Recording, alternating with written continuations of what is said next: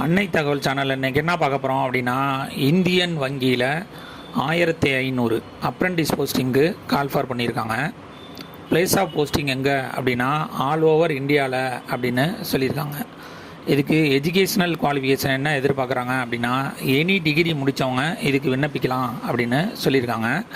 அவங்க டிகிரி 31/3/2020 அந்த வருஷத்தில் முடித்தவங்க மற்றும் அதுக்கப்புறம் முடித்தவங்க இதுக்கு விண்ணப்பிக்கலாம் அப்படின்னு சொல்லியிருக்காங்க.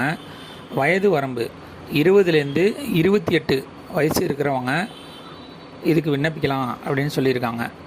ஏஜ் ரிலாக்ஸேஷனும் கொடுத்துருக்காங்க.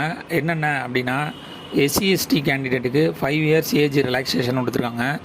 OBC கேண்டிடேட்டுக்கு 3 இயர்ஸ் ஏஜ் ரிலாக்ஸேஷன் கொடுத்துருக்காங்க.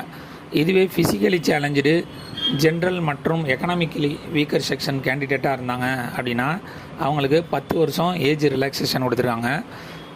ஃபிசிக்கலி சேலஞ்சு SC/ST கேண்டிடேட்டாக இருந்தாங்க அப்படின்னா அவங்களுக்கு 15 வருஷம் ஏஜ் ரிலாக்ஸேஷன் கொடுத்துருக்காங்க. மற்றும் ஃபிசிக்கலி சேலஞ்சு OBC கேண்டிடேட்டாக இருந்தாங்க அப்படின்னா அவங்களுக்கு 13 வருஷம் ஏஜ் ரிலாக்ஸேஷன் கொடுக்குறாங்க. இந்த எக்ஸாமில் பாஸ் ஆனீங்க அப்படின்னா அவங்களுக்கு ஸ்டார்டிங் சேலரி ஸ்டைஃபண்டாக 15,000 கொடுக்குறோம் அப்படின்னு போட்டிருக்காங்க. அப்ளை மோடு ஆன்லைன் மூலியமாக மட்டும்தான் இந்த எக்ஸாமுக்கு அப்ளை பண்ண முடியும்.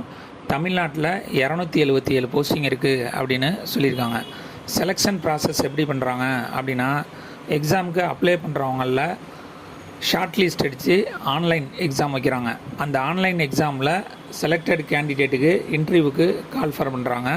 அதன் மூலியமாக தேர்ந்தெடுப்போம் அப்படின்னு சொல்லியிருக்காங்க. ஆன்லைன் ரிஜிஸ்ட்ரேஷன் எப்போ ஸ்டார்ட் பண்ணியிருக்காங்க அப்படின்னா 10/7/2024லேருந்து 31/7/2024 வரலும் ஆன்லைன் ரிஜிஸ்ட்ரேஷன் உண்டு அப்படின்னு சொல்லியிருக்காங்க. டிஸ்கிரிப்ஷனில் லிங்க் கொடுத்துருங்க. விண்ணப்பித்து வெற்றி பெற்று பணியில் சேருக. நன்றி, வணக்கம்.